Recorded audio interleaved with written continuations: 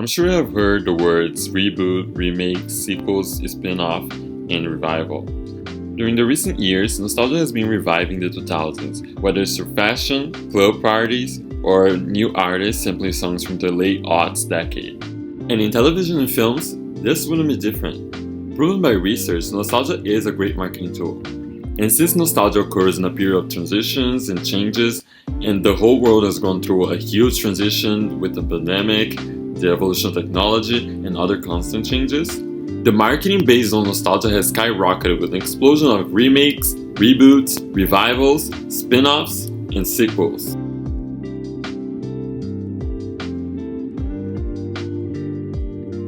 So let's make things clear here. A reboot is when a film resets the continuity of an established franchise. They are more usual in movies. For example, the Spider-Man is played by different actors due to its constant reboot of its franchise. So we have Spider-Man from 2002, and then we had The Amazing Spider-Man from 2012, and now we have Spider-Man Homecoming film series that has started in 2017. A sequel is pretty self-explanatory. It's a story that continues the original story. So we had the amazing first Shrek movie, and then we had the fantastic Shrek 2. A revival, which mostly happens with TV shows, is the return of a TV series that has been off the air for a while. For example, Gilmore Girls had its revival, Gilmore Girls A Year in a Life, in 2016. Spin-off, which is more commonly used in TV shows, is when a popular TV show creates another show derived from its original. So, for example, the TV series Angel is a spin-off from the TV show Buffy the Vampire Slayer. Angel, who was the character part of the original show, got its own show, Angel. And a remake is the recreation of a movie or TV show into another TV show or movie. But to differentiate from a reboot, which has a close definition, you can look at movies or TV shows that originated from foreign countries and were remade into new versions in the US. For example, The Office, which is a popular series in the US, is a remake of the UK version that came first. Or the Parent Trap movies, which most people don't know is actually a remake of remakes of the original 1950 German film. The world of remakes, reboots, spin-offs, and sequels is nothing new. Even though a lot of people complain that Hollywood is running out of ideas, some of the first remakes can even be dated back to the beginning of cinema itself. It's hard to trace the first one of them, as many films were lost throughout history, but during the transitions of silent films to films with sound, many of them were remade. For example, the 1934 Count of Monte Cristo was a remake of the 1922 silent film Monte Cristo, both based on the novel of Alexandre Dumas. Dr. Matthew Jones, lecturer in cinema and television history at the De Montfort University in the UK, says that this is all a cyclical trend in an article for Cosmopolitan. The interesting thing about remakes isn't really that they exist or are a significant number, but rather that they are more of them at certain moments in history. And we are certainly in one of those moments now. The growth of streaming services from multiple companies has led them to use marketing based on nostalgia to attract audiences to use their services, therefore making sequels, remakes, and etc. more evident during the recent years. Mo and Christina, friends and former roommates, have decided to drive away from this trend, and during the pandemic, they began watching a variety of movies from their childhood and using their podcast, Movies That Raised Us, to comment all about them. Why don't you two tell me why you guys started with your podcast? Yeah, I mean, it was a pandemic project because we both got laid off, right? Yeah. Or like we didn't have jobs, so we were like, yeah, let's start a podcast. We've been talking about it for ages. Yeah, we had like initially talked about doing a dating podcast, but Classic. after like one Zoom call trying to bounce ideas around, we were like, this is not really what we want to do. And we used to live together, and one thing we would do is like watch all these movies all the time when we were roommates. So it just kind of seemed like a natural fit to revisit all these movies that we loved, and kind of grew into what it is now. So what do you guys think about this Y2K nostalgia that like Gen Zs are into? I definitely think it's interesting because it seems like it was just yesterday, you know, but then you think about it and it's like, oh, I guess we're in like the 2020s. So it's like a bit longer back, but it's definitely interesting because it's also, it was the era where people just started having like cell phones and texting and like video chatting or like camera phones and stuff like that. So it's really quite different where people are at now, where it's like everyone's always on their phone. You basically need a phone to get around. People like call on their phone, they text on their phone, they like pay on their phone. You can tap into the subway on your phone and stuff like that. It kind of makes me wonder if there is like a yearning to go back to a simpler time. Yeah, I think that's definitely a common phenomenon to kind of have the 20-year cycle. Like in the 70s, people were yearning for like 50s nostalgia, like Grease was made in the 70s, or in the 80s, it was yearning for the 60s, like Dirty Dancing. So I feel like every 20 years, we're always going to be reaching back to like that generation's childhood. So it kind of makes sense that people in like their late teens, early 20s are reaching back for the early 2000s. And especially like Mo said, with the digital age where like technology was not as advanced as it is now, but it was still around. Like the 2000s was kind of the rise of the digital age. So kind of like keeping those connected together. We're definitely going to do the same, but like in the 2030s kind of thing, like with 2010. So it's That's so crazy. I feel like the 2010s are already creeping in. Like it's already happening as we speak. Yeah. And the 2010s, if you look at fashion, was borrowing a lot from the 80s too. So it just I don't want peplum tops to come back. I don't want that. They can't be stopped. And pencil skirts. I know. Oh my gosh. And like those leggings. It was like bad. I think like when we were in, because Christina and I were in college in 2010 to 2014. So like peak, 2010s. Or no, 2014 to 2018. They were in high school 2010 to 2014.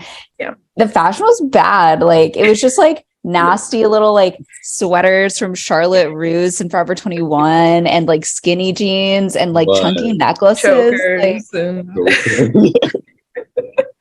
And like they had like a thing for like Galaxy stuff, like the Galaxy and mustaches. The mustaches, yeah. I feel there's a lot of 2014 yearning right now with like the 1975 and like Lana Del Rey and all this stuff is like really having a moment right now. Yeah. And the Tumblr girl and the heroin chic kind of thing. Yeah. It's all kind of so. You guys, you will have watched like a lot of films, like a lot, like and a lot of reviews, a lot of like discussions. So, what do you like? Do you two feel like the films right now are as good as the ones you guys are seeing from the ones like from the 2000s and the 90s? Or you guys feel like there's a kind of a lack of the same, I don't know, energy or something, because there's no more rom-coms anymore. There's no teen films anymore like the 2000s. So there's definitely a lack, I would say, of like good narrative films like that aren't like, I've seen like indie films that are like much more niche and have a limited release, but like I would say it's pretty rare to get like that narrative thing where it's like you're really following this one person the whole movie and she's having like a really earnest experience. The last one I can think of like off the top of my head is like Trainwreck, and it kind of like makes fun of the movies that are rom-coms. Like it's supposed to be kind of like not a parody, but borrowing those tropes and stuff. Yeah, I think kind of one of the main issues is the death of the mid-budget movie. We're kind of in a landscape where everything either needs to be a big blockbuster or it's just directly for streaming, and we don't really have those mid-tier, mid-budget movies that still have big stars that get theatrical releases. So money is only being poured into like big blockbusters or Marvel movies, or they're just kind of phoning it in with these Netflix originals, some of which can be really good, but a lot of them do fall flat, and a lot of them don't have the same star power that we saw in the early 2000s when you would have like Kate Hudson and Matthew McConaughey, or you've got like Julia Roberts, all these huge stars just like aren't really doing rom-coms anymore because the money isn't there and the investment isn't there. So that's like a main issue I'm seeing with rom-coms. But then also I feel like there's kind of been the death of the tween movie. Like things aren't really marketed to that age group anymore. It's either strictly like a kid's Disney cartoon or we're going to Euphoria. Like there's no oh my god, it's literally it's like Laura Jean or Euphoria High. Yeah. What about reboots? What do you guys think of them? What do you guys think of like this wave of reboots? Because since we're all in this nostalgia craze, we always that and stuff. Reboots are bound to happen. What are your guys' opinion on it? Do you think it's like it's just a way to make profit? What do you guys think of? I think a lot of times it is just a money grab, and that's always really disappointing because fans can always feel when something isn't genuine. And I think that is an issue with a lot of reboots. I think that they can be done well, and like there's definitely opportunity to revisit things from the past in a way that does honor what it was while also building on it. But I think that's rarer to find for sure. Like nothing is immediately coming to mind of something that I feel like really did justice to the original material. Yeah. I was thinking of how they tried to like reboot Lizzie McGuire, and Hilary Duff was like, but if you do that, it has to be realistic because she is 30 now. And like the people who are watching me are 30 now. Like that just makes sense. And then they didn't want to let her do that. So like, I'm glad that it wasn't remade because it kind of would have just desecrated the original series. But it is also kind of like a testament to what Christina and I were just saying about what's lacking in movies being made today. Like, why don't you just make a new movie like with a similar value, right? Like another movie about a girl who like could be the girl next door, but she doesn't really fit in, but she's not like secretly a superhero at night. She's just like a girl. Like no one wants to make that movie anymore. No. Yeah. What is the downside of like going to this like nostalgia wave? What do you guys think of like? Yeah, I think the most like obvious part is that the films just weren't as like diverse in casting and representation.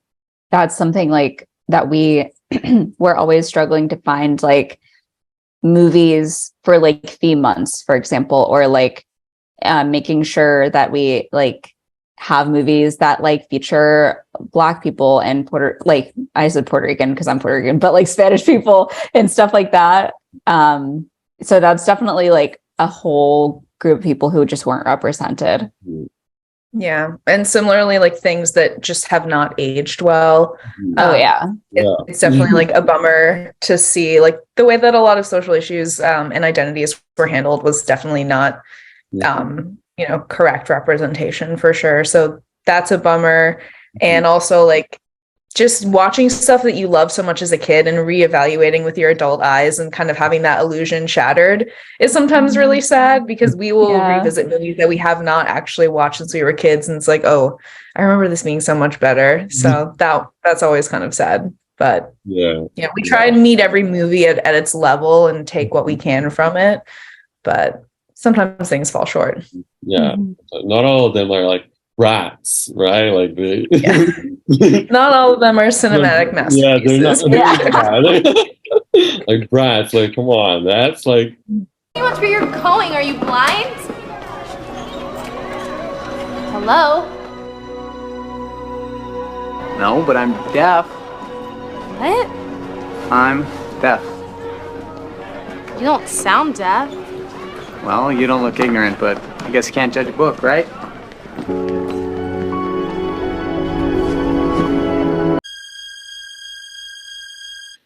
And that's the side effect that nostalgia can perpetuate. The fact that it makes us reminisce about a past that is rather romanticized than actually truthful. In most types of nostalgia are likely to have that effect. Yes, types of nostalgia. According to studies, these are some of the types of nostalgia. Historical nostalgia, which is a type of nostalgia that some people who are unhappy with their present use to reminisce about a past decade, even if they didn't necessarily experience it. For example, a younger Gen Z who likes to reminisce about the 90s or 80s decade. Collective nostalgia, which is when one reminisces about a shared experience from the past.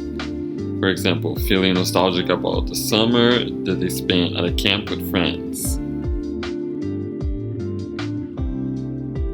Personal nostalgia is when one reminisces about something personal that they have experienced in the past. For example, someone reminiscing about a time when they lived comfortably by themselves.